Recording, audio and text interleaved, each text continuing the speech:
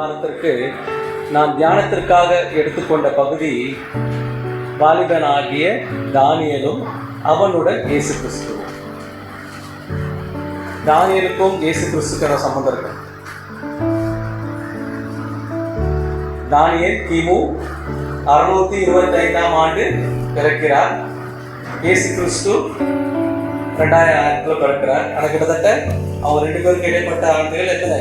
625 ஆண்டுகள். அப்போ இப்படி தானியேலோட இயேசு கிறிஸ்து இருந்தார். இதை தான் நம்ம பார்க்க போறோம். இருக்கு நமக்கு தெரியும், தானியேல் கிமு 625ஆம் ஆண்டு யூதேயா தேசத்தில் உள்ள ஜெருசலேமிலே பிரபுக்கள் வாழும் மத்தியிலே அவர் பிறக்கிறார். அதாவது அவங்க ஜெனரேஷன் யாரு? பிரபுக்கள். யூதா கோத்திரத்திலே ராஜாக்களா இருக்காங்க இல்லையா, அவங்க கோத்திரத்துல பிறக்கிறதா யாரு? தானியேல். அவனுக்கு கிமு 6ஆம் ஆண்டு பாபிலோன் தேசத்தை ஆண்டு கூட நேபுகாத்நேச்சர் என்ன பண்றான்? யூதா தேசத்தை முற்றுகை போட்டு அங்க இருக்கிற வாலிபர்கள் எல்லாம் என்ன பண்றான்? அவன் தேசத்திற்கு கொண்டு போறான். அதிகாரமாக தானியேல் 1ஆம் அதிகாரம் 13 வாசி.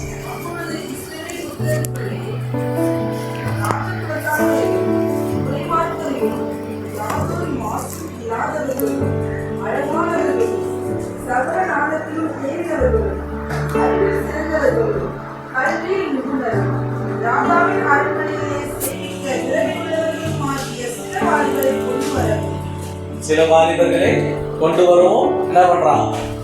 அவன் அவங்களுடைய அதிபதிகளுக்கு கட்டளை எடுக்கிறான். அதுக்கு முன்னாடி என்ன பண்றான்? அந்த யூதா தேசத்தை ஆண்டு கொண்டு இருக்கிற ராஜா ஊசியா மன்னனையும் அந்த தேசத்துல ஜெருசலேம் ஆலயத்தில் இருக்கிற தேவனுடைய பரிசுத்த பாத்திரங்களை என்ன பண்றான்? அவன் தேசத்திற்கு அவன் கொண்டு போறான். இப்போ 4ஆம் வசனத்தை 8 வசனம்.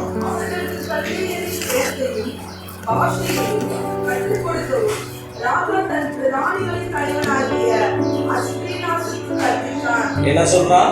கல்தேயருடைய பாஷைகளையும் மொழிகளையும் அவர்களுக்கு கற்றுக் கொடுக்க சொல்றான். ஏன்னா அவங்க யாரு? எபிரேய மக்கள். அவங்க பேசுற மொழி எபிரேய மொழி. இவங்க எங்கே கொண்டு வந்திருக்காங்க? இப்போ அடிமையாக கல்தேயர் தேசத்துக்கு கொண்டு வந்திருக்காங்க, பாபிலோன் தேசத்திற்கு. அங்க என்ன மொழினா அராமிக் பேசி கொண்டிருக்காங்க. இந்த அராமிக் யார் பேசிக்கொண்டா? இயேசு கிறிஸ்து. அப்போ அவருக்கு எங்க அந்த மொழி வருகிறது? இந்த கல்தேயர்ல இருந்து தான் அவங்களுக்கு அந்த மொழி அப்படியே இயேசு கிறிஸ்து காலங்கள் வரைக்கும் அது கடந்து போகிறது. அது மாத்திரம் இல்ல, அவன் கொடுக்குற வாக்கு தத்தம் இல்லைன்னு இன்னும் 3 ஆண்டுகளுக்குள்ளே அவங்க என்ன பண்ணோம்? இந்த கல்தேயர்ல இந்த தேசத்தில் உள்ள பாரம்பரியங்களிலும் கலாச்சாரங்களிலும் அவர்கள் தேர்ச்சி பெற வேண்டும்ன்றதை அவங்க கொண்டு வராங்க. அந்த வாலிபர்களை 4 வாலிபர்கள் இருக்காங்க. முதல்ல யாரு? தானியேல், அப்புறம் அனனியா, மீகாவேல், அசிரியா. இப்போ அவங்க என்ன பண்றான்? இவங்களுக்கு எபிரேய பாஷையில அவங்களுக்கு பேர் வைக்கப்பட்டிருக்கு. இப்போ கல்தேயர் மொழியில அவங்க பேரை மாத்துறாங்க. தானியேலுக்கு என்ன பேர் வைக்கிறான்? பெல்ஷாத்தார் என்ற பேர் வைக்கிறான். அனனியாவுக்கு சாத்ராக் என்ற பேர் வைக்கிறான். மீகாவேலுக்கு மேஷாக், அசிரியாவுக்கு ஆபேத்நேகோ. நம்ம அந்த 3 பேரை விட்டுறலாம். தானியேலை மட்டும் தான் நம்ம இப்போ பார்க்க போறோம். தானியேலோட பேருக்கு அர்த்தம் God is my judge. தேவன் என்னுடைய நியாயாதிபதி. பெல்ஷாத்தார் என்பதற்கு அர்த்தம் பெல் என்ற கடவுள் என்னுடைய காக்கிறவர். பெல் யாருடைய தேவன்? கல்தேயருடைய தேவன்.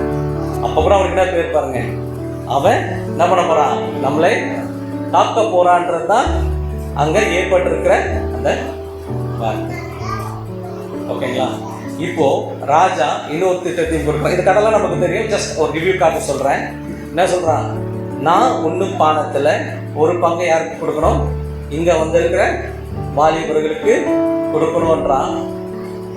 அது எல்லாருமே அக்செப்ட் பண்ணிக்கிறாங்க. ஆனா தானியேல் அதை அக்செப்ட் பண்ணல. 8ஆம் அதிகாரம் 8 வாசி.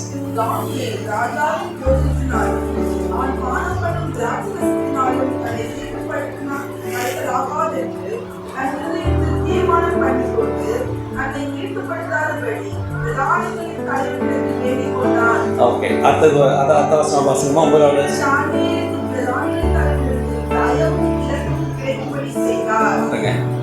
இதுல முதல்ல அவன் என்ன பண்றான்? தன்னை பரிசுத்தமாக காத்துக்கொள்கிறான். இதுல என்ன இருக்கு? சாப்பிட்றதுல என்ன ஒரு பரிசுத்தம் இருக்கிறது? அந்த உணவுல கூட தன்னை தீட்டுப்படுத்திக்க கொள்ளக்கூடாது என்பதை இந்த வாலிபன் நாங்க யோசிக்கிறான். அவனை கொண்டு போகும்போது அவனுக்கு வயசு என்னன்னா 17 வயசு. அப்பா அம்மா எல்லாரையும் விட்டுட்டு நமக்காக இன்னைக்கு ஃபோன் இருக்கு, பேசிக்கலாம், இல்லை ஒரு பஸ் ஏறி போனால் பார்க்கலாம். இப்போ அவன் எங்கே போயிருக்கான்? அடிமையாக போயிருக்கான். அவன் தாய் தகப்பனை விட்டு போயிட்டான். ஆனால் இங்கே கடவுள் மேலே அவனுக்கு என்ன இல்லை? வெறுப்பு இல்லை.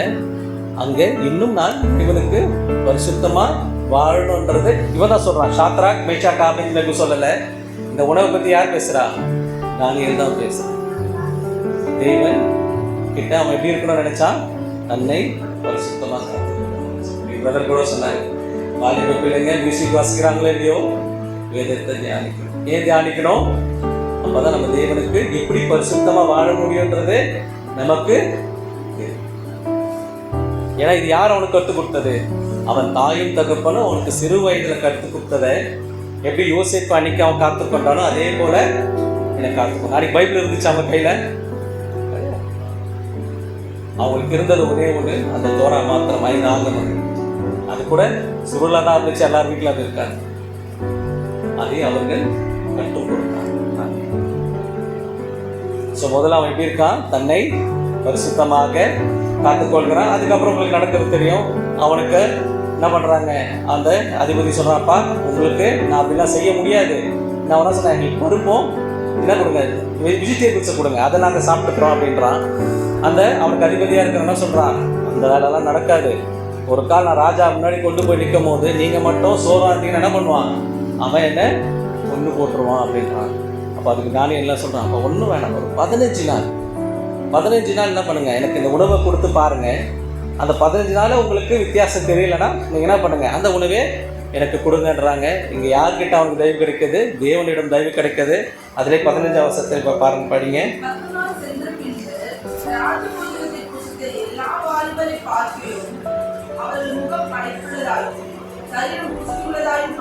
எப்படி இருந்துச்சு? மற்றவளை விட இது சாப்பாடுனா இல்லையா? இல்லைங்க, தேவன் கொடுக்குற உணவுனால. அவன் தேவனிடம் பரிசுத்தமா இருக்க நினைக்கும் போது தேவன் அவனுக்கு எல்லா விதத்திலையும் உதவி செய்கிறார். மற்ற வாலிபர்களை பார்க்கல, இவங்க எப்படி இருக்காங்க? பிரகாசித்து இருக்கிறாங்க. அல்லேலூயா, ஆமென். வாலிப பிள்ளைகளுக்கு தான் இந்த வருஷமான வாலிப காலத்துல இன்னைக்கு நமக்கு நிறைய திசைகள் போய்கொண்டு இருக்கிறோம். ஆனா ரொம்ப காத்துக்கும் போது பிரதர் சொன்னது போல நிச்சயமா உங்களுக்கு என்ன கிடைக்கும்? கவர்மெண்ட்ல ஒரு நல்ல வேலை. ஏன்னா தானியேலும் தேவன் ஒரு விதமாய் உயர்த்துகிறார். ஆமென். ஸோ இப்போ என்ன ஆகுது? அவர்கள் அந்த 3 ஆண்டுகள் அங்க வளர்க்கப்படுகிறார்கள். இப்போ ராஜாக்கு முன்னாடி கொண்டு போய் நிற்கிறாங்க. ராஜா அவங்கள பார்க்கும் போது எப்படி இருக்காங்க? அதுல 20ஆம் வசனம் யார் அடுத்த வாசிங்க. ராஜா அவர்களை கேட்டு விசாரித்தானோ, அதிலே தன் ராஜ்யம் எங்கும் உள்ள சகல சாஸ்திரிகளிலும் ஜோசியரிலும் அவர்களை 10 மடங்கு சமர்த்தராக கண்டார். எப்படி இருந்தாங்க? அந்த பாபிலோன் தேசத்துல இருக்கிற யாருங்க? சாஸ்திரிகள், ஜோசியக்காரங்களை விட இவங்க எப்படி இருந்தாங்க? 10 மடங்கு ஞானத்திலும் அறிவிலும் அவர்கள் சிறந்தவர்களாக இருந்தார். இந்த ஞானம் அவர்களுக்கு எங்கிருந்து வருகிறது? 17ஆம் வசனத்தை வாசிங்கம்மா. இந்த 4 வாலிபருக்கும் தேவன் சகல இடத்திலும் ஞானத்திலும் அறிவையும் சாமர்த்தியத்தையும் கொடுத்தார். தானியேலை சகல தரிசனங்களையும் சொப்பனங்களையும் அறியத்தக்க அறிவுள்ளவன் ஆக்கினார். இப்ப பாருங்க, அந்த 4 பேர்ல 4 பேர் ஞானத்திலும் அறிவிலும் சிறந்தவராக்குறாரு. எந்த ஞானத்தின் அறிவில? கல்தேயருடைய மொழியிலும் பாஷையிலும் அவர்களை சிறந்தவரை ஆக்குறாரு. ஆனா அதுல எக்ஸ்ட்ரா யாருக்கு என்ன கொடுக்குறாரு? தானியேலுக்கு சொற்பனங்களை காணவும் அதுக்கான அர்த்தங்களை சொல்லும் பெரிய பிளஸிங்ஸை கொடுக்குறார். ஏன்? அவன் தன்னை தேவனுக்கு பரிசுத்தமாக காத்துக்கொண்டான். அல்லேலூயா, அல்லேலூயா. இப்போதான் அவனுக்கு பிரச்சனை வருதுங்க. 2ஆம் வசன அதிகாரத்துல யாரு தேவகாத்து நினைச்சா முதல்ல ஒரு சொப்பனத்தை காண்றான். அந்த கண்ட உடனே அவனுக்கு என்ன ஆகுது? ஒரு நடக்கம் வந்துடுது. ஸோ தேசத்தில் இருக்கிற எல்லா பாபிலோனுடைய சாஸ்திரிகளையும் ஞானிகளையும் சூனியக்காரங்களையும் தோஷக்காரங்களையும் கூப்பிட்டு என்ன சொல்கிறான், நான் ஒரு சொப்பனத்தை கண்டேன் அப்படின்றாங்க. அதில் வசனம் 2ஆம் அதிகாரம் 4ஆம் வசனத்தை எடுத்து யாரை வாசிக்கலாம்? அப்பொழுது கண்டேன், ராஜாவை நோக்கி, ராஜாவே, நீர் என்றும் வாழ்க. சொப்பனத்தை உமது அடியாருக்கு சொல்லும். அப்பொழுது அந்த அர்த்தத்தை விடுவிப்போம் என்று சீரிய பாஷையிலே சொன்னார்கள். சிறிய பாஷையில் என்ன சொல்கிறாங்க? நீங்கள் எனக்கு என்ன பண்ணுங்க, அந்த கனவை சொல்லுங்க, அதோட அர்த்தத்தை நான் சொல்கிறேன்றான். அதுக்கு நேபுகாத்நேச்சர் என்ன சொல்கிறான்? இல்லை வேண்டாமா, கனவு நான் உனக்கு அந்த கனவை சொல்ல மாட்டேன். அப்படி சொன்னால் நீங்கள் என்ன பண்ணுவீங்க, அதுக்கு இஷ்டத்துக்கு ஒரு அர்த்தத்தை நீங்கள் சொல்வீங்க. அதனால் நீங்கள் என்ன பண்ணுங்கள், என் கனவையும் சொல்லணும், அதோடைய அர்த்தத்தையும் சொல்லணுன்றான். அதுக்கு அங்கே இருந்த தோஷியக்காரங்க பாஷாக்காரங்க என்ன சொல்கிறாங்கன்றத அதை 11ஆம் வசனத்தில் வாசிங்கம்மா. 2:11.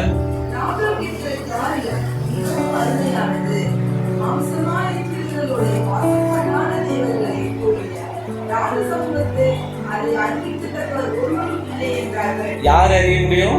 மனுஷனால் அறிய முடியாது, தேவ தூதர்களால் தான் அறிய முடியுன்றான். உடனே அவனுக்கு சமக்கம் வந்துடுது.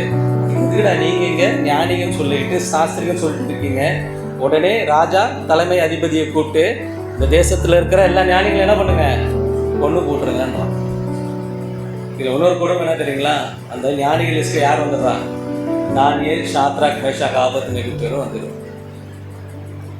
இப்போது இது தானியேலுக்கு தெரிய வருது.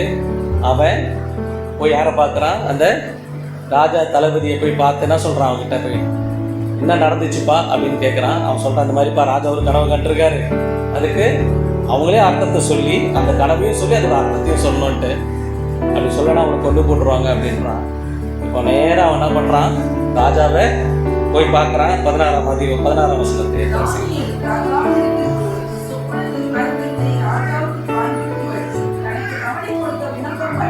பண்ணிட்டு 17 வசனமா.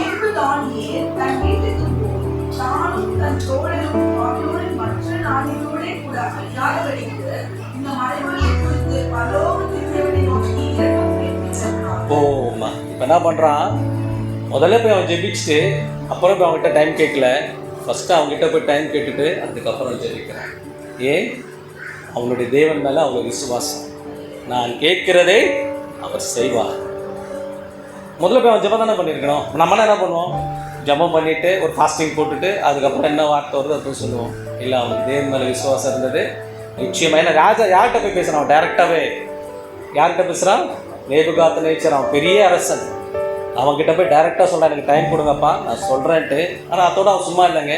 அவன் என்ன பண்ணுறான், ஷாத்ராக், மேஷாக், ஆபேத்நேகோவை கூட்டி அவன் ஜெபிச்சு கொண்டு இருக்கிறான். 19ஆம் வசனத்தை வாசிங்கம்மா.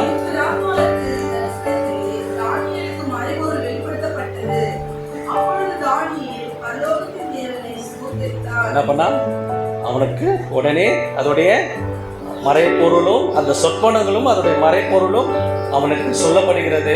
அவன் சும்மா போயிட்டானா, அவன் தேவனுக்கு நன்றி செலுத்துகிறான். நீங்கள் அந்த 20லேருந்து 23 வரைக்கும் பார்த்தீங்கன்னா அவன் தேவனுக்கு நன்றி சொல்லுகிறான். அதுக்கப்புறம் அவன் நேராக ராஜா கிட்ட போல அந்த தலைவன் அதிகாரிகிட்ட போய் சொல்கிறான், இந்த மாதிரி சொப்பனத்தையும் அதோட அர்த்தமே நான் சொல்கிறேன், என்னை ராஜா கொண்டு போய் முன்னாடி நிறுத்துங்கன்றான். அதே மாதிரி அந்த தலைவன் அதிகாரி தன் ராஜா இடத்துல நேபுகாத்நேச்சர் முன்னாடி எடுத்துகிட்டு போய் நிறுத்துறாங்க. அப்போது அவன் என்ன சொல்கிறான்னு பாருங்க. வசனம் 22 வாசிங்க. 22:28 மறைப்பொருள்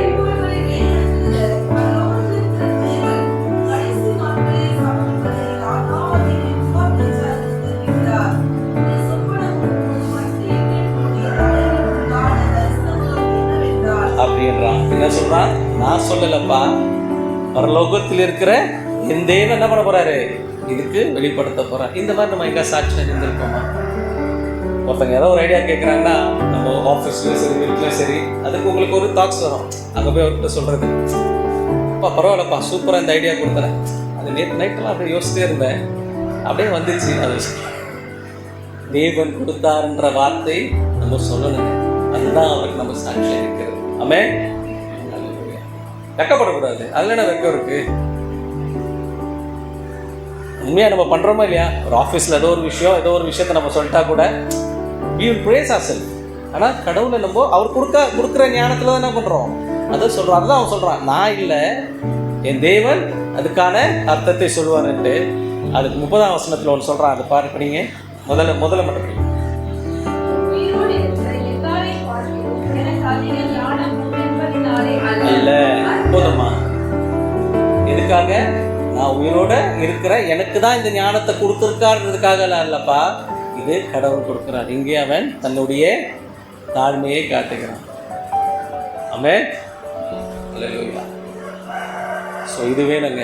முதல்ல அவன் பரிசுத்தத்தை காத்துக்கொண்டான், ரெண்டாவதுல தேவன் மேல் விசுவாசமாக இருந்தான், மூணாவது அவன் தன்னை தாழ்மைப்படுத்துகிறான். இந்த 3 குணாதிசயங்கள் அவனோடு இருந்தது. அப்போ தேவன் அதுக்கான அர்த்தத்தை அவனுக்கு வெளிப்படுத்துகிறார். அந்த வசனம் உங்களுக்கு இது தெரியும் இல்லையா? உங்களுக்கு இது எல்லாருக்கும் தெரிஞ்சது தான் இல்லையா? என்ன சொல்லுங்க யார்கிட்ட ஒருத்தர். அவன் ஒரு சிலையை காண்கிறான். அந்த சிலையோட தலை எப்படி இருக்கிறது? பொன்னால் நிரப்பப்பட்டிருக்கிறது. மார்பங்கள் வெள்ளியால் நிரப்பப்பட்டிருக்கிறது. வயிறும் தொடையும் வெண்கலத்திலால் இருக்கிற உண்டு. காலுக்கு கீழே 2 கால்களும் இரும்புகள். அவன் பாதங்கள் எப்படி இருக்கிறது? இரும்பும் களிமண்ணாக இருக்கிறது. இதை 4 ராஜாக்களும் 4 தேசங்களை குறித்தும் அரசாட்சிகளை குறித்து சொல்கிறான்.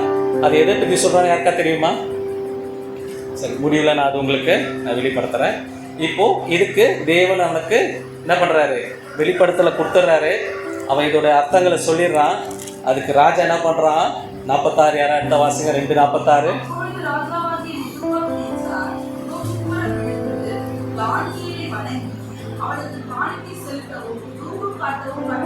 என்ன பண்ணுங்க?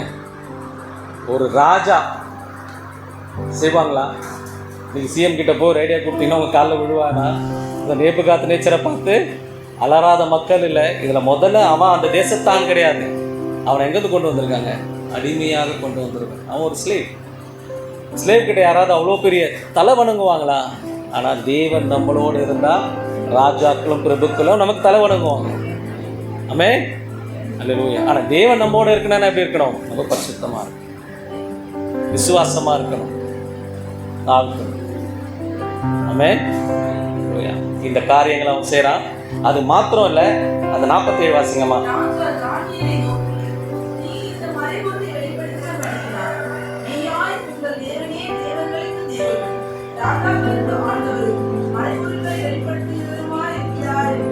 அவன் மகிமைப்பட்டான். ரெண்டாவது, தேவன் ஒரு புறஜாதியார். அவன் ஏசு பிதா பற்றி தெரியாது, யெகோவா தேவனை பற்றி தெரியாது. அவன் என்ன பண்ணுறான்? ஈஸ்வரசிங் எல்லா தேவர்களை பார்க்கிலும் உன்னுடைய தேவன் பெரியது. ஏசாயாவில் சொல்வார்ல, உன்னில் நான் மகிமைப்படுவேன். ஸோ இங்கே தானியேல் மூலியமாக யார் மகிமைப்படுறா? பிதாவானவர் மகிமைப்படுகிறார். இப்படிப்பட்ட ஒரு சாட்சியுள்ள வாழ்க்கை நம்மளும் என்ன பண்ண வாழ்க்கை நம்மளும் இங்கே கேட்டு நாளைக்கு விட்டு போயிடக்கூடாது. சீரியஸாங்க. இதுக்கு அவனுக்கு கிடைச்ச வெகுமதியை பாருங்களேன். 48 வருஷம்.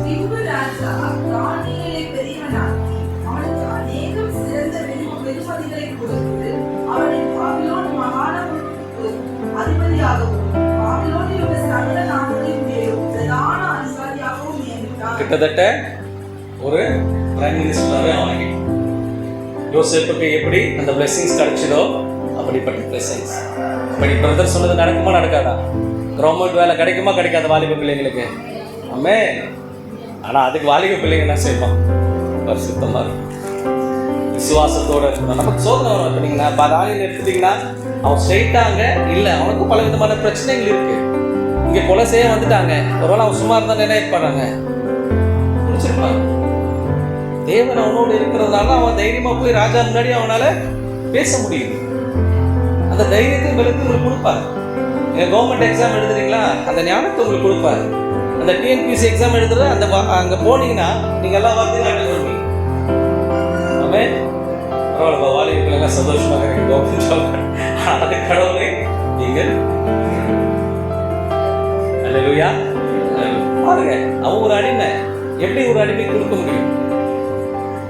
சும்மா ஒரு வெகுமதியை கொடுத்து விட்டுலாமே, யாரும் ஒன்றும் கேட்க போகிறது இல்லை. ஆனால் தேவன் ஒருத்தரை உயர்த்துறோம்னு நினச்சிட்டாங்க.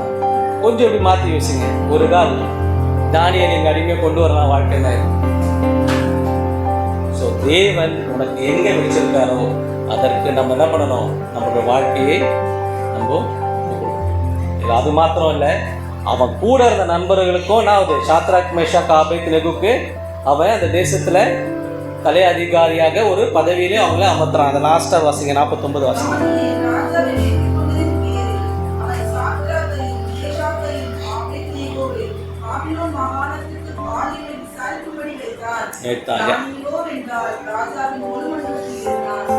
பாருங்க, இவன் நிமித்தமாக அவனோட ஃப்ரெண்ட்ஸுக்கும் நான் கவர்மெண்ட்ல ஒரு நல்ல நிலை கிடைக்கும். ஆமென். ஸோ உன்னால உன் குடும்பம் இன்னைக்கு பிரதர் சொல்லும் போது சொன்னாரு, ஒரு அம்மாவுக்கு கால் வலி இருந்தது, என் பிள்ளை ஜெபிச்சா என்ன நடந்துச்சு, நான் நடக்கிறேன். இதுதான் வாலிப பிள்ளைகளுக்கு தேவன் கொடுக்குற சாட்சி. அப்ப தேவன் உன்னோட இருக்கிற இல்லையா? ஆமென். நம்ம தான் பயப்படுறோம், அவன் பயப்படலைங்க. இது நடக்கும்போது அவனுக்கு வயசு 21 வயது.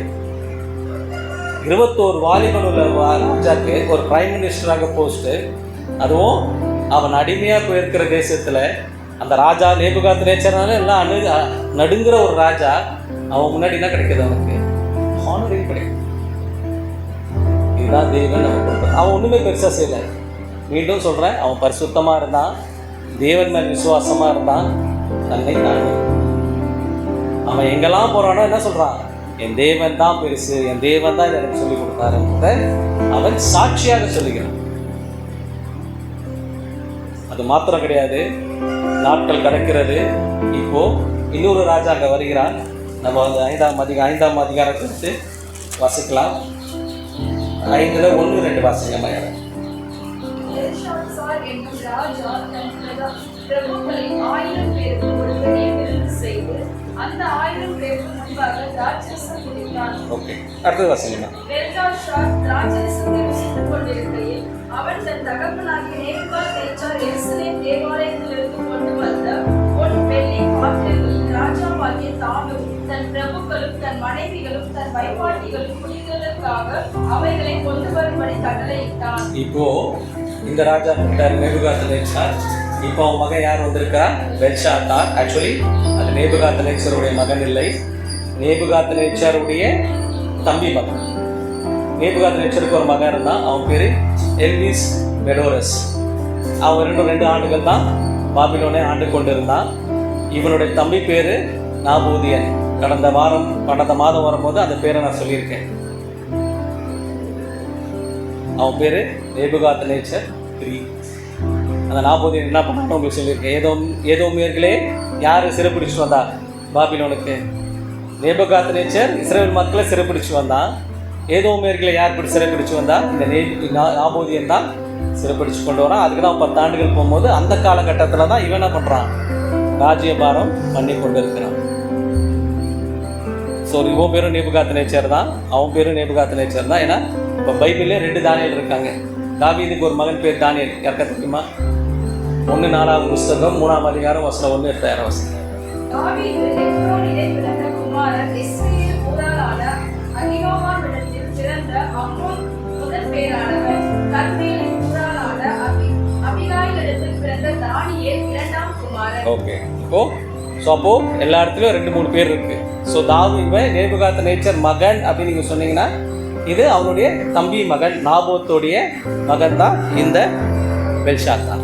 இப்போ என்ன பண்ணுறான், சும்மா இல்லை, அந்த தேசத்தில் நேபுகாத்நேச்சர் தேவாலயத்தில் கொண்டு போய் வைத்த யெகோவா தேவனுடைய பரிசுத்த பாத்திரங்களை கொண்டு வந்து வைன் சாப்பிட்டுட்டு அவனும் சாப்பிடாம அவனுடைய யார் கொடுக்குறான், எல்லாருக்குமே, அவன் ஒய்ஃபு எல்லாருக்குமே கொடுக்குறான். சும்மா இல்லை, அதுக்கப்புறம் என்ன பண்ணுறான் பாருங்க. அதுலேயே 5ஆம் அதிகாரத்தை 4 வசனம் எடுத்த வசனம்.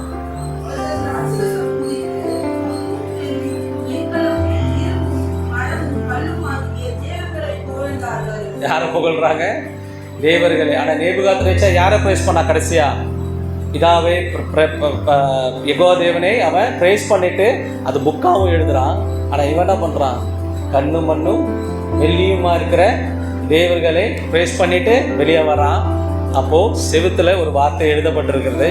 அந்த வார்த்தையை அவன் பார்க்கும்போது பயப்படுறான். உடனே அந்த தேசத்தில் இருக்கிற பாபிலோன் தேசத்தில் இருக்கிற ஞானிகளையும் சாஸ்திரிகளையும் தோஷக்காரங்களையும் சூனியக்காரங்களையும் கொண்டு அதோட அர்த்தத்தை கேட்குறான். அதுக்கு யாராலையும் பதில் சொல்ல முடியல. அப்போ அந்த கூட்டத்தில் இருக்கிற ஒருத்தன் சொல்றான், இந்த ஊர்ல தானியேல் ஒருத்தர் இருக்காரு, அவர் அந்த அதுக்கு என்ன பண்ணுவாரு, அதுக்கு அர்த்தங்களை சொல்லுவாருன்ட்டு 11ஆம் வசனத்தை யார் அடுத்த வாசி? 5:11.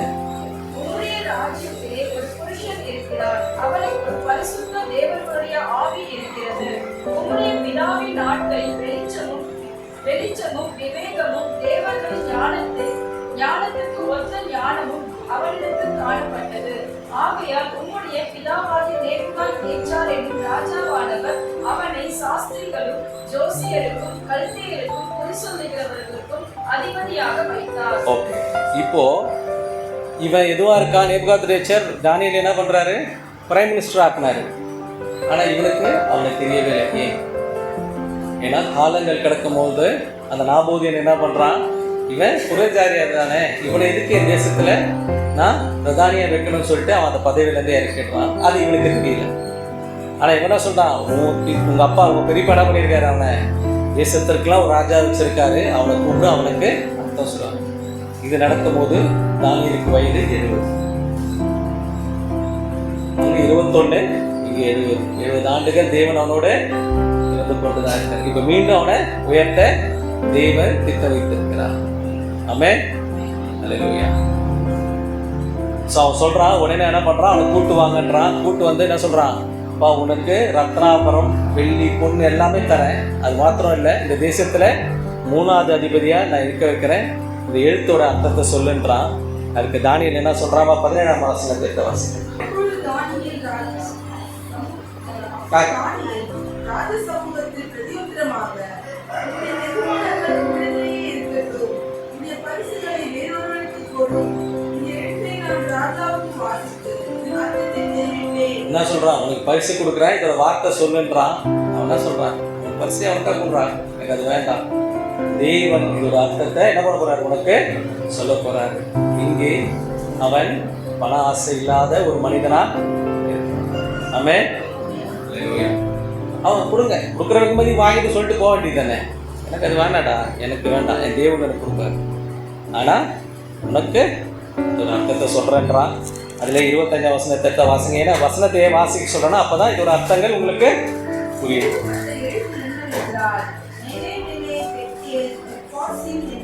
அப்படி அர்த்தம் படிங்கம்மா.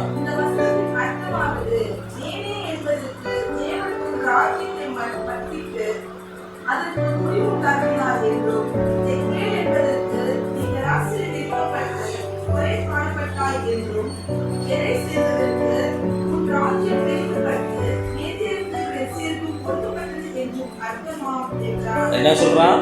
மேனே மேனே தீகேல் உபாசி. இது ஆக்சுவலி எந்த மொழியில் எழுதப்பட்டு தெரியுங்களா? எபிரேயர் கிடையாதுங்க, அரபிக்கில் தான் எழுதப்பட்டு. கல்தேயருடைய மொழி என்ன? அரபிக்கு தான். ஆனால் அதோட அர்த்தமே அவனால் என்ன பண்ண முடியல, கண்டுபிடிக்க முடியல. அந்த தேசத்தில் இருக்கிற ஞானியனாலையும் சாஸ்திரினாலும் கண்டுபிடிக்க முடியல. அவனா பிறப்புல இருந்து அந்த மொழியை கற்றுக்கொண்டு இருக்கிறான். ஆனால் இதுக்கு அர்த்தம் யார் சொல்கிறான்? ஞானியன் சொல்கிறான். அல்லேலூயா. இது யார் கொடுக்குற வேலை? தேவன் கொடுக்குறவர். இது அர்த்தம்னா, தேசத்தை நான் பிடுங்க யார்கிட்ட கொடுக்க போகிறேன்? மேதியா பேஷ மன்னர்கிட்ட நான் கொடுக்க போகிறேன்றாரு. அந்த இரவே அவனுக்கு என்ன ஆகுது, அவன் அந்த பரிமாணங்கள் அந்த பரிசெல்லாம் தானியேலுக்கு கொடுக்குறாரு. அவன் சொன்னது மாதிரியே 3வது அதிபதியாக அவன் நிற்க வைக்கிறாரு. அந்த ராத்திரியே யார் இறந்து போகிறான்? பெல்ஷாத்தா இறந்து போயிட்டு யார் வரா? தரியு ராஜா வருகிறான். இது என்ன தெரியுமா ஒரு பிளெஸிங்ஸுங்க அவனுக்கு. இங்கே ராஜாக்கள் மாறலாம், ராஜ்யமே மாறிடும். அல்லேலூயா, ஆமென். ஏன்னா கல்தேயருடைய கலாச்சாரங்கள் வேறு, மீதியா பேஷ மன்னர்களுடைய கலாச்சாரங்கள் வேறு. அவங்க பெரிய ராஜாக்கள். இவங்க பாபிலோன் வந்து அந்த பாபிலோன் தேசத்தை ஆண்டு கொண்டு இருக்கிறான். ஆனால் மீதிய பிரேஷியாவுக்கு அவன் ஆடுகிற நாட்டில் இது ஒரு நாடு. அவன் கீழே ஒரு 6-7 நாடுகள் இருக்குது. அந்த 7 நாடுகளில் இந்த பாபிலோனும் ஒரு சிறிய நாடு. இந்த தரிவுன்றவன் அவன் ராஜா இல்லை, சிறிய ராஜா. அவனுக்கு மேலே யார் இருக்கா? கோராச ராஜா. ஆமென். அப்போது அவனுடைய கலாச்சாரங்கள், அவனுடைய மொழிகள் எல்லாமே மாற்றப்படுகிறது. இங்கேயும் அவனை யார் பண்றாரு? தேவன் உயர்த்துகிறார். அதே 6ஆம் அதிகாரத்துல 1 வசனத்துக்கு 3 வசனத்தை வாசிங்க.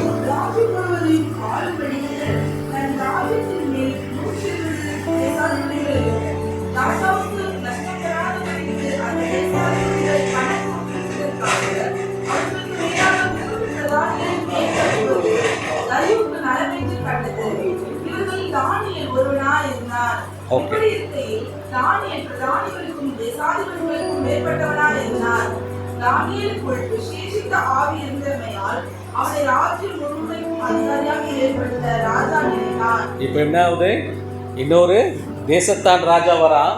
அவன் என்ன பண்ணுறான்? 120 தேசாதிபதிகளையும் 3 பிரதானிகளையும் அவன் மேலே வைக்கணுன்ற தீர்மானத்தை கொண்டு வரான். It's for money, cash collect பண்ணுறது. ஏன்னா நிறைய ஸ்டேட்ஸ் இருக்குது அந்த பாபிலோன் தேசத்தில். அதுக்கெல்லாம் மொத்தமாக கொண்டு வரணும்னு நினைக்கிறான். ஆனால் அதில் யார் இருக்கா? தானியேல் இருக்கிறான். தானியேலுடைய ஞானத்தை பார்த்து அவனுக்கு என்ன ஆசை வருது? அவனுக்கு எல்லார் மேலேயும் அதிபதியாக வைக்கணும். இது ஒரு இவன் செஞ்சாலும் யோசிக்கலாம். பாபிலோன் ராஜா செஞ்சாலும் அவங்க 70 ஆண்டுகள் அவன் வாழ்ந்து கொண்டிருக்கான். இவனுக்கு என்ன அவனை பற்றி தெரியும்? தேவன் அவனை இன்னொரு தேசத்தானிடமும் அவனை உயர்த்துகிறார். ஆமென். அல்லேலூயா. நமக்கு கவலையே பட வேண்டாங்க. நம்ம பாட்டுன்னு கடவுளை குடிச்சிட்டு போயிட்டே இருந்தோம்னா தேவன் நம்மளை உயர்த்துவார். ஆமென். நம்ம தான் பிரச்சனைகளை முன்னாடி வச்சு பார்த்து பயந்துட்டு. ஆனால் அதை விடுறாங்களா? அவன் கூட இருந்த பிரதானிகள் இவனை எதாவது பண்ணி அவனை இறக்கணும்னு முயற்சி செய்கிறாங்க. அதனால் என்ன பண்ணுறாங்க? ராஜா கிட்ட போயிட்டு ஒரு சிலையை செய்ய சொல்கிறாங்க. அது வணங்காதவங்களை என்ன பண்ண, நம்ம சிங்க கெபிக்குள்ளே போகணுன்ற ஒரு என்ன பண்ணுறாங்க? ஒரு முத்திரையும் வாங்கி கொள்ளுகிறாங்க. இப்போது அதே மாதிரி இவன் என்ன பண்ணுறான்? அதே 6ஆம் அதிகாரத்தில் 10ஆம் வசனத்தை எடுத்த வாசிங்க. வாசிங்கம்மா. தானியேல் என்றால் அந்த பத்திரத்துக்கு கையெழுத்து வைக்கப்பட்டது என்று அறிந்த போதிலும் தன் வீட்டுக்குள்ளே போய் தன் மேல் அறையிலே எருசலேமுக்கு நேராக பலகணிகள் திறந்திருக்க அங்கே தன் சொன்னபடி தினமும் 3 வேளையும் தன் தேவனுக்கு முன்பாக முழங்கால் படியிட்டு ஜெபம் பண்ணி ஸ்தோத்திரம் செலுத்தினார். இதுதாங்க அவன் என்ன சொல்றாங்க? புதுசா செய்யறானா எப்பவும் செய்வது போல 3 வேளையும் தேவனுக்கு ஜெபம் பண்ண. ராம ஆண்டான ராஜா ஆனான என் தேவனை நான் ஆராதிப்பேன். நீ என்ன சட்டம் வேணா போடுறான், என் வீட்டுக்குள்ள நான் ஜெபிக்க கூடாதுன்னு போடுறான், ஆனாலும் நான் என்ன பண்ணுவேன்? செய்வேன். இப்படிப்பட்ட ஜெப வீரர்களாக நம்ம இருக்கிறோமா? அவனை காத்து வந்தது இதுதாங்க. அவனுடைய பரிசுத்தம், அவனுடைய விசுவாசம், அவனுடைய தாழ்மை, அவனுடைய ஜெபங்கள், ஜெப வைராகியம். பரிசுத்தம் மட்டும் இருந்தால் போதாது, விசுவாசம் வேணும். விசுவாசம் மட்டும் எல்லாம் சொல்லுவாங்க, நான் சிகரெட்லாம் குடிக்கிறது இல்லைங்க, நான் தண்ணியில் அடிக்கிறது இல்லைங்க. That is okay, fine. But தேவனிடம் உன்னுடைய விசுவாசம் இருக்கு. நான் விசுவாசமாக இருக்கேங்க, ஜெபம் பண்ணுறேன், ஜெபம் பண்ணதாங்க எனக்கு டைம். தாழ்மை, இந்த 4 குணாதிசயங்கள் அவனோடு இருந்ததுனால ஒரு அடிமையாய் யூத தேசத்திலேருந்து கொண்டு வந்தவன் பாபிலோன் தேசத்தில் ஒரு பிரதமராக ஆக்கப்படுகிறான்.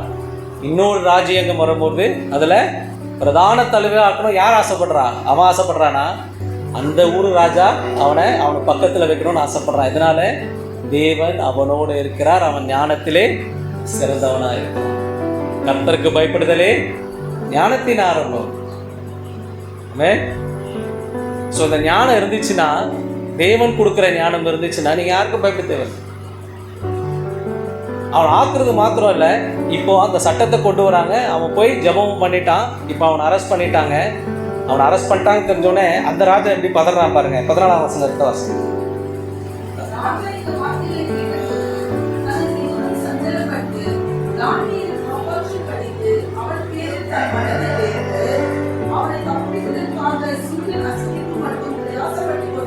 எப்படி இருந்தா இவனை எப்படியாவது காப்பாத்துல யார் இருக்கா?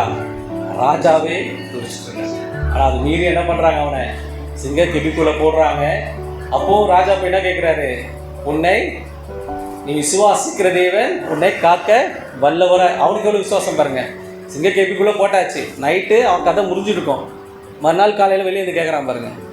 அப்போ அவனுக்கு தேவன் மேல எவ்வளவு விசுவாசம் இருப்பாரு இல்லையா? அவன் போய் இப்போ போய் பாருங்கப்பா, இருக்கான உயிரோட செத்தாங்களா பாருங்க. அவன் டைரெக்டாக போய் கேட்கறான். அதுக்கு தானியேல் சொல்கிறான், ஆம் கடவுளே, தேவன் என்னை காப்பாற்ற வல்லவராக. உடனே அவன் சும்மா இல்லைங்க, அவன் மேலே யாரெல்லாம் அந்த குற்றங்களை போட்டு அவன் உள்ளே போட்டாங்களோ அந்த ராஜா அந்த குடும்பத்தில் இருந்த எல்லாரையும் தூக்கி அதே சிங்க கெபிகளை போட்டு சாவடிச்சு. அது சாவடிக்கிறது மாத்திரம் இல்லை, அவனுக்கு என்ன சொல்லி உயர்த்துறான் பாருங்க. 23 இல்லைம்மா 25மா.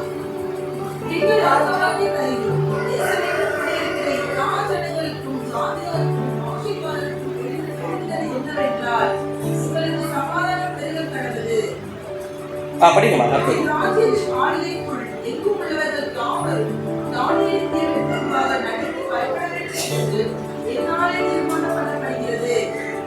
அவர் ஜீவனுள்ள தேவன், அவர் என்றென்றைக்கும் நிலைத்திருக்கிறவர், அவருடைய ராஜ்யம் அழியாதது, அவருடைய கர்த்தத்துவம் யுகயுகமும் நிற்கும். யாரை பத்தி பேசுறான்? என்ன யாரை பிரேஸ் பண்ண சொல்லி லெட்டர் எழுதுறான்? அந்த ஊர்ல இருக்கிறவங்களுக்கு யெகோவா தேவனை வணங்கும்படி. அவன் தேவனை போல இல்லப்பா. இது பாபிலோன் ராஜா சொன்னாலும் ஒரு அர்த்தம் இருக்கு. ஆனா தரியூர் ராஜா வந்து ஒரு இந்த காரியம் நடக்கும்போது அவனுக்கு 75 வயது. ஸோ 5 வருஷம் தான் அவனுக்கு பழக்கம். ஆனா அந்த 5 வருஷத்துல அவன் தேவனை எவ்வளவு மகிமைப்படுத்திருக்கான். ஆமென், அல்லேலூயா. அவன் ஒரு ராஜா வந்து இந்த நம்ம தேவனை பத்தி பேசுறான்னா அவன் எவ்வளவு சாட்சி அங்க நின்றுருக்கணும். ஆமென். அதுவும் எங்கே எழுதுறான்? எல்லாருக்கும் எழுதுறான். யாரை வணங்கணும்ட்டு? யெகோவா தேவனை வணங்க வேண்டும் என்று. மீதியா பிரேஷோட தேவர்கள் வேறு.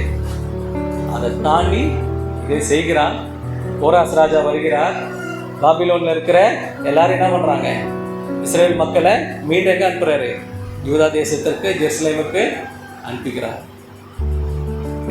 இப்போ நான் சொன்ன வார்த்தைக்கு வரும். இயேசுக்கு தானியேலோட இயேசு கிறிஸ்து. நான் கடைசி பகுதி ஒரு ஷார்ட்டாக முடிச்சேன். ரொம்ப நேரம் எடுத்து நினைக்கிறேன். இதுக்கு ஆதாரமாக தானியேல் 10ஆம் அதிகாரம் 1ஆம் வசனத்தை வாசிக்கிறேன். இஸ்ரவேல் ராஜாவாகிய கோரேஸ் அரசாண்ட 3ஆம் வருஷத்தில் பெல்தெஷாத்சார் என்று பெயரிடப்பட்ட தானியேல் ஒரு காரியம் வெளியாக்கப்பட்டது. அந்த காரியம் சத்தியமும் நீதி யுத்தத்துக்கு அடுத்ததுமாய் இருந்தது. அந்த காரியத்தை அவர் கவனித்து தரிசனத்தின் பொருளை அறிந்து கொண்டார். ஓகே, இந்த வசனம் இது வந்து அவனுக்கு ஒரு சொப்பனம் வருது. கடைசி சொப்பனம். முதல் சொப்பனம் அவன் கொடுத்தது, அதாவது கடைசி காலத்தில் நடக்க போற காரியங்களை குறித்து தேவன் அவருக்கு வெளிப்படுத்துகிறார். யோவானுக்கு எப்படி வெளிப்படுத்தல் விசேஷத்தை வெளிப்படுத்தினாரோ, தானியேலுக்கு கடைசி காலத்துல நடக்க போறது தான் அந்த முதல் சொப்பனம், அந்த சிலை. இங்கே இன்னொரு கடைசி சொப்பனத்தை காண்றான். இதுவும் வந்துன்னா ஒரு தேசத்துல நடக்க போற காரியங்களை தேவன் அவனுக்கு வெளிப்படுத்துகிறார். இது யார் வெளிப்படுத்துறானா? 5ஆம் வசனத்தை எடுத்து வாசிக்கலாமா? என் கண்களை ஏறிட்டு சணல் வஸ்திரம் தரித்து நமது அறையின் இந்த புருஷன் யாருன்னு சொல்றாங்க வேதாச்சர்? இவர் தான் இயேசு கிறிஸ்து. ஸோ இந்த கனவுக்கு இந்த இதுக்கு வந்து அவனுக்கு அர்த்தங்களை சொல்கிறதும் அதுக்கான விளக்கங்களை சொல்றது யாருன்னா இயேசு கிறிஸ்துவானவர் அவனுக்கு அந்த இடத்துல அவனுக்கு சொல்லுகிறார். இது இன்னும் நம்ம டீப்பா சொல்லணும்னா அதே அதிகாரத்துல 18 வாசகம் 10:18. அப்பொழுது மனுஷரூபமான ஒருவன் திரும்ப என்னை கொண்டு என்னை திடப்படுத்தி 19 வாசகமா? பிரியமான புருஷனே, பயப்படாதே, உனக்கு சமாதானம் உண்டாவதாக, திடன் கொள் என்றான். இப்படி அவன் என்னோட பேசுகையில் நான் திடன் கொண்டு அவனை நோக்கி, என் ஆண்டவர் பேசுவாராக, என்னை திடப்படுத்தினீரே என்றேன். ஓகே, அப்போ இதுக்கான வார்த்தைகளை அவர் சொல்றார். என்ன சொல்றாரு? படிக்குமா 20ல. அப்பொழுது அவர், நான் உன்னிடத்தில் வந்த காரணம் இன்னதென்று உனக்கு தெரியுமா? இப்போது நான் பெர்சியாவின் பிரபுவோட யுத்தம் பண்ண புறப்படப் போகிறேன். நான் போன பின்பு கிரேக்கர் தேசத்து அதிபதி வருவான். இப்ப யார் வர போறா? நான் போய் யுத்தம் பண்ண போறேன். யார் வர போறா? கிரேக்கர் அதிபதிகள் வரப்போறான்றாரு. இது கிட்டத்தட்ட இந்த 11வது அதிகாரம் முழுவதும் தேவன் நம்ம இந்த 400 ஆண்டுகள் இதா பேசல இல்லையா? மல்கியாக்கு அப்புறம் நம்ம கடைசி என்ன வருது? மத்தேயு தான் வருகிறது. ஸோ மல்கியா கிட்ட பேசும்போது தேவன் 429 கிமுல பேசினார். அதோட யார்கிட்ட பேசுறாருன்னா யோவான் ஸ்நானகன் கிட்ட கிபி 30ல பேசுகிறார். ஸோ 400 ஆண்டுகள் அவர் பேசல. ஆனால் அந்த 400 ஆண்டுகள் என்ன நடக்க போகுதுன்றதை இந்த 11ஆம் அதிகாரத்தில் இருக்கு. எனக்கு வாய்ப்புகள் கிடைச்சா அதை நான் விளக்குறேன். ஏன்னா முதல்ல யார் வந்தா? எந்த தேசத்தான் வந்தார்? பாபிலோன். அடுத்தது மீதியா பிரேஷியா. இப்போ யாரை சொல்றாரு? கிரேக்கர்கள் வந்தார்களா இல்லையா?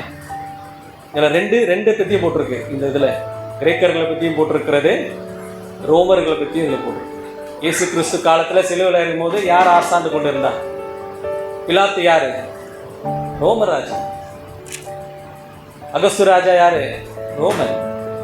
அப்ப அதுக்கு முன்னாடி யார் வந்திருக்கா? கிரேக்கர்கள் வந்திருக்கிறாங்க. அதுக்கு அதிகாரமா சும்மா ஒரு லைட்டா ஒரு ஓவர் கேப் மட்டும் கொடுக்குறேன். 2ஆம் அதிகாரம் யார்கிட்ட வாசிங்க? 11:2. இப்பொழுது நான்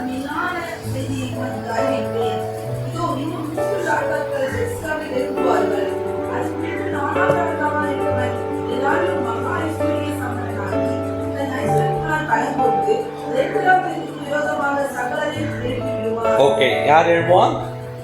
4வது பெர்சியா மன்னன் யாருக்கு அகேன்ஸ்ட் எழுவான்? கிரேக்க மன்னருக்கு எழுதுவான்.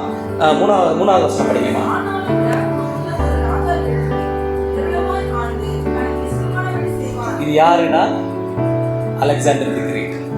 அவன் தான் கிரேக்க மன்னன். நாடு முழுவதும் உலகம் முழுவதும் ஒரே மொழி ஒரே பாஷை வரணுன்றதுக்காக என்ன பண்ணான்? எல்லாரையும் பிடிச்சிட்டு வந்தான். இது பெரிய சரித்திரம் இருக்கிறது. கிமு 33ஆம் ஆண்டு அலெக்சாண்டர் தி கிரேட் எழுப்புகிறான். அவன் எழுப்பி எல்லாத்தையும் பிடிக்கிறான்.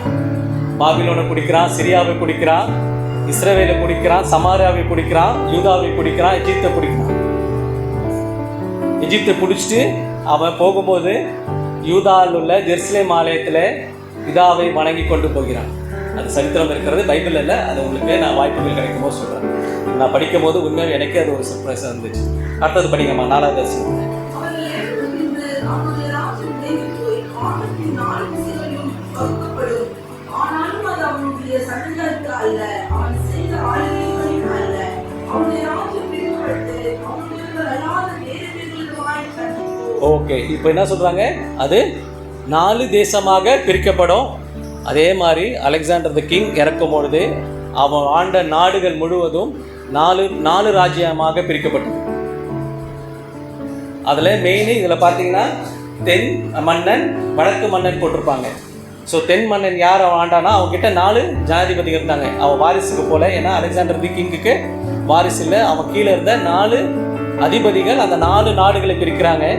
அதில் செலுஸ்டைட் என்றவன் பாபிலோன் சமாரியாவுக்கு அவன் என்ன வரான்? ராஜாவாக வரான்.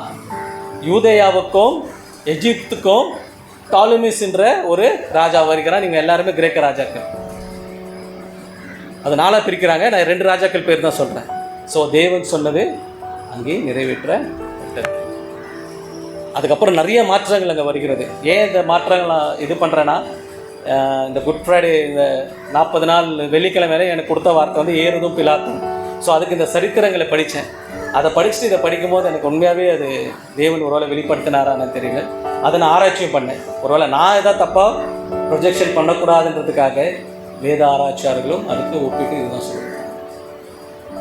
ஸோ இதை நான் சொல்லலை, இந்த வேதத்தில் இது ஃபுல்லாக படிங்க. 11ஆம் அதிகாரத்தை இப்போ நான் சொன்னதை வச்சு நீங்கள் படிச்சிங்கன்னா இதோடைய வெளிப்பாடு தேவன் இயேசு கிறிஸ்து வரும் காலம் வரைக்கும் அவனுக்கு கொடுத்துருக்கிறாரு. அது என்ன சொல்கிறார் பாருங்கள். அதே தானியேல் 12:4 எடுத்த வாசிங்கம்மா.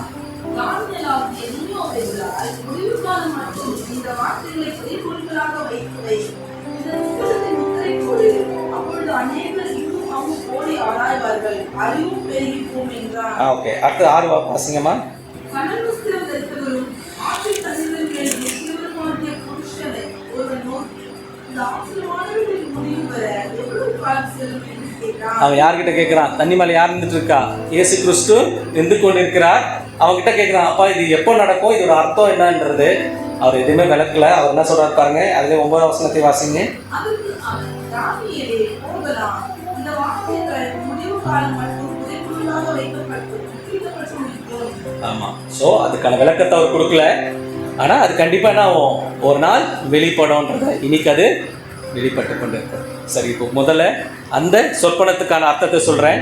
முதல் தங்கம் அது வந்து யாருன்னா பாபிலோன் தேசம். நீங்கள் அது அந்த 2வது அதிகாரத்தில் நீங்கள் வாசிக்கலாம். அதை நீங்கள் எங்கே இருந்ததுன்னா 37லேருந்து நீங்கள் அப்படியே வாசிட்டு போனீங்கன்னா அதோட அர்த்தம் இருக்கும். நீங்கள் வீட்டில் போய் வாசிங்க. அந்த முதல் பொன் தலை யார்? பாபிலோன் தேசம். அது அழிக்கப்பட்டுச்சு. இந்த வெண்கலம் வெள்ளி மார்பகம் வந்து மீதியா பெருசியா மன்னன், அவனும் அழிக்கப்பட்டான். 3வது வெண்கல வயிறும் தொடையும், அது கிரேக்கர்கள், அவர்களும் அழிக்கப்பட்டாங்க. 2 இரும்புக்கால் ரோம அரசர்கள், அவர்களும் அழிக்கப்பட்ட. ரோம அரசருக்கா கிடையாது. கடைசியாக பாதத்தில் இருக்கிற அந்த கள்ளி மண்ணும் இரும்பும் யாருன்னு சொன்னாங்கன்னா அமெரிக்கா தேசமும் யூரோப் தேசமும் தான். ஸோ அது அவங்களுக்குள்ளே அது என்ன படிச்சிங்கன்னா நல்லாயிருக்கும். கள்ளி மண்ணும் இரும்புன்னா ஆகாது, சேரவே சேராதுன்னு போடுவோம். பார்த்துட்டே இருக்கார் தேவன். இப்போது அது பிரிட்டிஷ் சொன்னாங்க. இப்போ பிரிட்டிஷ் இல்லவே கிடையாது. இப்போது அமெரிக்கா தேசம் இருக்கிறது. அது என்ன நடக்கும் என்பது தெரியாது. இந்த காலகட்டத்தில் என்ன வருது? அவர் கையால் உருண்டு வர வாசிக்கலாமா? அது 35 வாசிங்கம்மா. 2:35. அப்பொழுது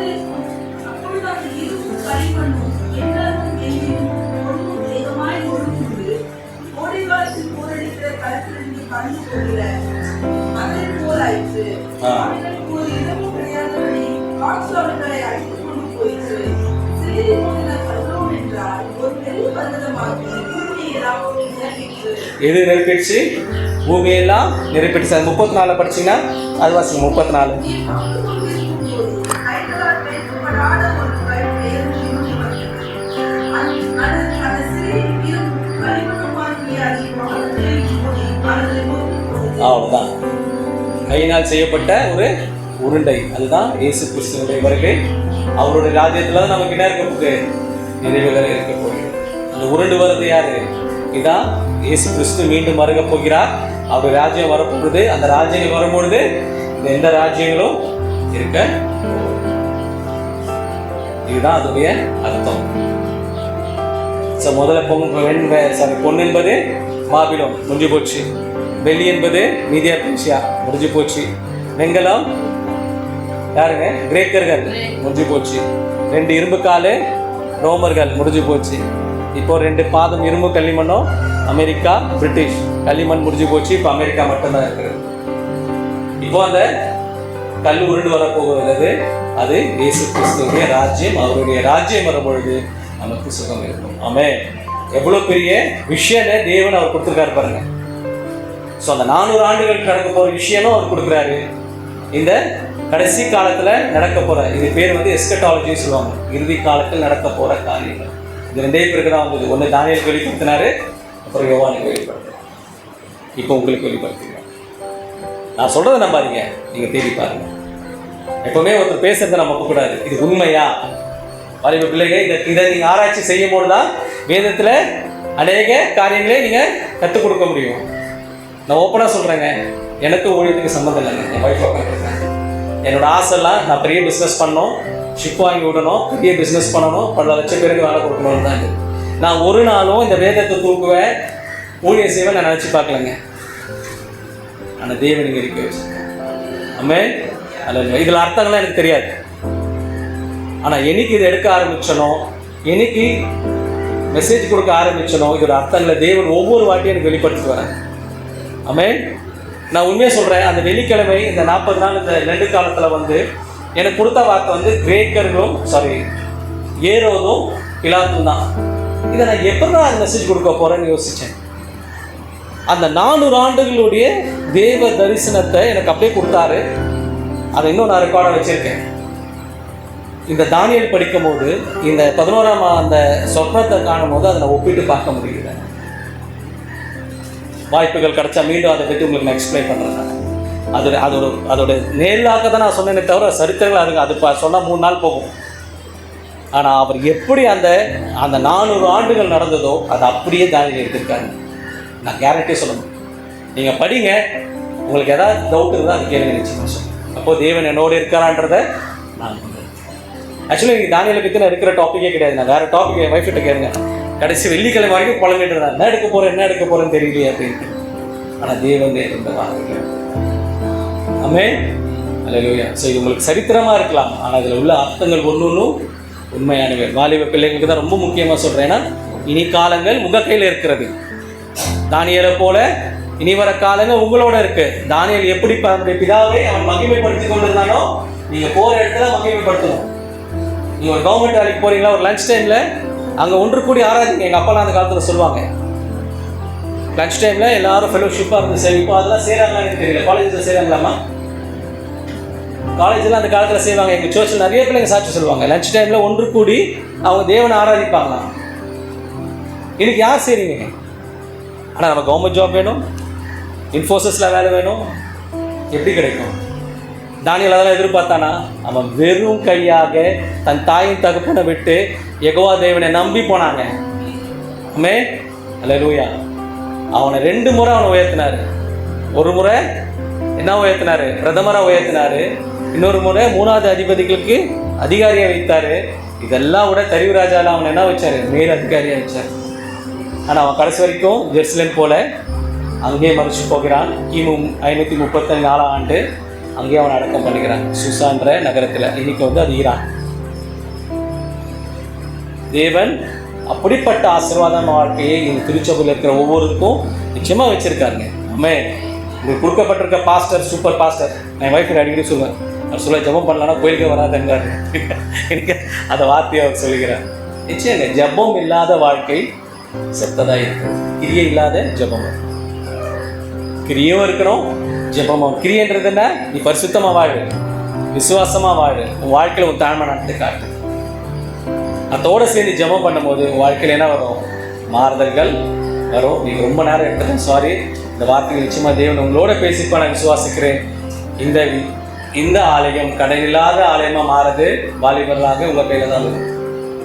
நீங்கள் எப்படி சாட்சியாக வாழ்றீங்களோ, எப்படி ப்ரேயர் வாரியர்ஸாக நீங்கள் வரீங்களோ, அந்த சர்ச்சை மாறும். அதை நம்பி தான்ப்பா நானும் இங்கே வந்திருக்கேன். என் கடன் அடைக்கப்படணும். அல்லேலூயா, அல்லேலூயா, ஆமென். நம் தலைகளை தாழ்த்தி சொல்லுங்கள். எங்களை அதிகமாக நேசிக்கும் எங்கள் நல்ல தகப்பனே, தேவனே இயேசப்பா, இந்த காலை வேளையிலே அப்பா இவர்களோட இந்த தானியலை குறித்து நீ பேசுகிறதுக்காக நன்றிப்பா. தானியெல்லாம் எங்களுக்கு தெரியுது எல்லாமே அந்த சிங்கக்கேபின் மாத்திரம் தான். ஆனால் நீ இந்த கடைசி காலங்களை குறித்து அவரோடு பேசின வார்த்தைகள், அதற்கான அர்த்தங்களை சொல்ல எனக்கு நீ தந்த இந்த வாய்ப்புக்காக நான் முதல்ல நன்றி சொல்கிறேன். இதன் மூலியமாக இவர்களோடு நீ பேசியிருக்கிறேன், பெரிய சாட்சியாக இவர்கள் நிற்கிறீர்கள். அதற்காக நான் நன்றி சொல்கிறேன். இன்னும் அதிகமாக இவங்களை பொறுப்படுத்திக் கொள்ளுங்க அப்பா. இவர்களுடைய இக்கட்டிலிருந்து இவங்களை விடுத்து காத்துக்கொள்ளுங்க. இவங்க தேவைகளை சந்திங்க. இன்னும் மேலும் மேலும் ஆசீர்வதிக்கிறேன் தகப்பனே. இந்த திருவொத்தியூர் ஏரியாவில் இவங்க பெரிய வல்லமையாக இந்த திருச்சபை வளர இருக்கிற வைத்தாங்க. பிரதரையும் சிஸ்டரையும் ஆசீர்வதிங்க. இந்த இடத்தை கொடுத்துருக்கிற அம்மாவையும் நீங்கள் ஆசீர்வதிங்க தகப்பனே. இன்னும் இந்த சர்ச் வலதுபுறம் இடதுபுறம் வளரத்தக்கதாக பேசத்தக்கதாக இருக்க உதவி செய்யும். வந்திருக்கிற ஒவ்வொருவரையும் நீர் ஆசீர்வதித்து நீர் வழிநடத்தும்படியாக கேட்கிறோம். இப்பொரு அன்பு ரட்சகருமாகிய இயேசு கிறிஸ்து வல்லநாமத்தினால வேண்டிக் கொள்கிறோம். ஜீவனுள்ள